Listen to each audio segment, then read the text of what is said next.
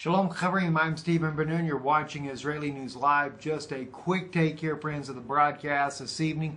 A couple of things that are breaking right now. Israel, once again, is facing more rocket alerts coming out on the rocket alert system there.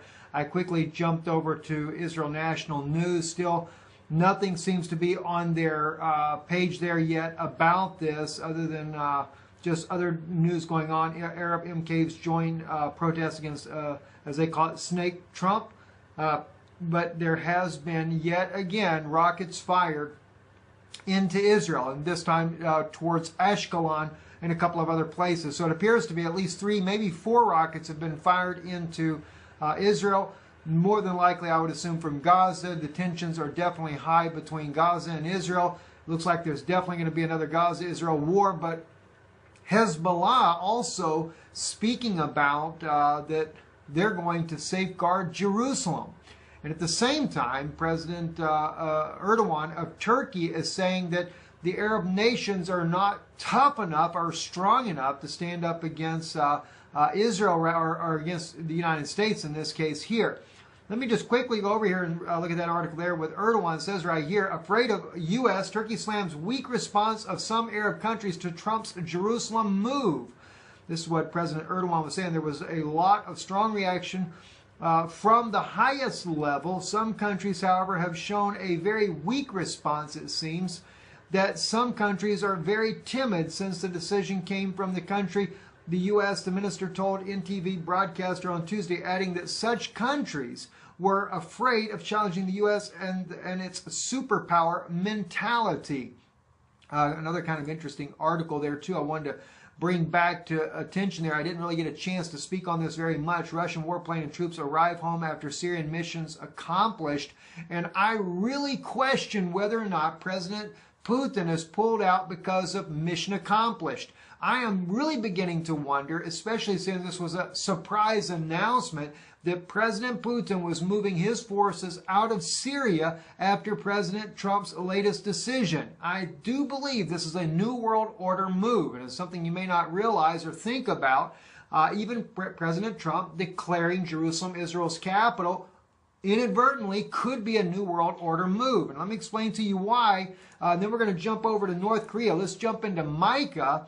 And I don't know how well you guys can see it when we do it on the phone here, but unfortunately I'm loading a video that's like 2 hours, and it's almost getting closer to midnight here, so it wouldn't be up long enough to be able to run it on a regular broadcast here. But if you go to Micah chapter 4, looking at the prophecies here in chapter 4, we see that Israel returns back to her homeland, and many nations shall go and say, Come ye, and let us go up into the mountain of the Lord, to the house of God of Jacob, and he will teach us of his ways. We see all about this. We're going to walk in his paths. Out of Zion shall go forth the law and the word of the Lord from Jerusalem, right? Now, all this is supposed to happen, but then what happens, a strange thing, a turn of events take place after God has promised to return Israel back to the homeland. And I can see, you guys definitely don't see it, because I can see it in the background, you know, so let me just kind of blow it up a little bigger. Probably still don't, but I'll just kind of touch base with you what I'm trying to read on this here. When you get down to verse 6, so it says, In that day saith the Lord, I will assemble her that is halted, and I will gather her that is driven away, and her that I have afflicted. All right, that's clearly your Holocaust Jews. And I will make her that halted a remnant, and her that was cast far off a mighty nation, and the Lord shall reign over them in Mount Zion from thenceforth even forever. And thou, Migdal Eder, that's the leaders he's speaking of, and you, the leaders, the hill of the daughter of Zion, those that are leading in Jerusalem right now, which is speaking of the Knesset members. He says here, Unto thee shall it come, yea, the former dominion shall come in the kingdom of the daughter of Jerusalem. Now why do you all cry out aloud? Is there no king in thee? Is thy counselor perished? Thy pains have taken hold of thee as a woman in travail. Be in pain and labor to bring forth, O daughter of Zion, like a woman in travail. For now shalt thou go forth out of the city, and shalt dwell in the field, and shalt come even into Babylon, and there shalt thou be rescued. There shall the Lord redeem thee from the hand of thine enemies. Well, Rome has always been Israel's enemy. They're the ones that caused us to go into exile back in 70 A.D., 2,000 years ago, in fact. And not only that, but we are also seeing that besides Rome being a part of this, that we're going to be driven out of the city. Rome's hand is all behind this move. And don't think I mean, I appreciate President Trump saying Jerusalem's the capital of Israel, but I'm very concerned that he's played right into the hand of the Jesuits to begin with, because their whole ideology is to create something that will cause the nations to come against Israel once again, to drive them out of Jerusalem, as Micah has said here in the prophecy. Very troubling times indeed. Friends, very troubling times. All right, one other quickie here I want to bring out here. Experts in North Korea gearing up for another nuclear test, according to Sputnik News, at the collapsing site where there's still tremors, earthquake tremors still going on after the last nuclear test back in September. But U.S. experts are clearly saying that on the north side of the mountain, they are tunneling again. Heavy activity going on there. And it definitely looks like that North Korea may test yet another nuclear weapon.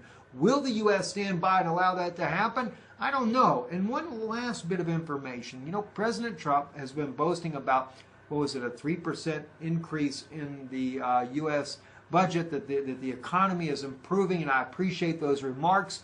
But friends, I'm going to tell you just like it is.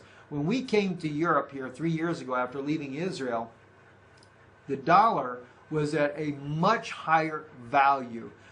We have like a limit of $400 on our credit card, and so when we would go to take out in crowns, $400 US dollars in crowns would convert to about 10,000 crowns. All right, now you can only get 700 and about 7,000. I forget exactly, just under 8,000 crowns, which is about a $75 drop. It's almost, it's clearly a 20% decline in the value of the dollar. That's here in the Czech Republic. It's also the same with the euro. So the dollar is definitely not improving in countries outside of the U.S. It is still falling. And that's very troubling to me. Regardless of the signs that President Trump is speaking about, it's not equating into the value of the U.S. dollar. I'm Stephen Bernoon. You're watching Israeli News Live. Shalom. In a world where there is ain't shalom, there is no peace. Good evening.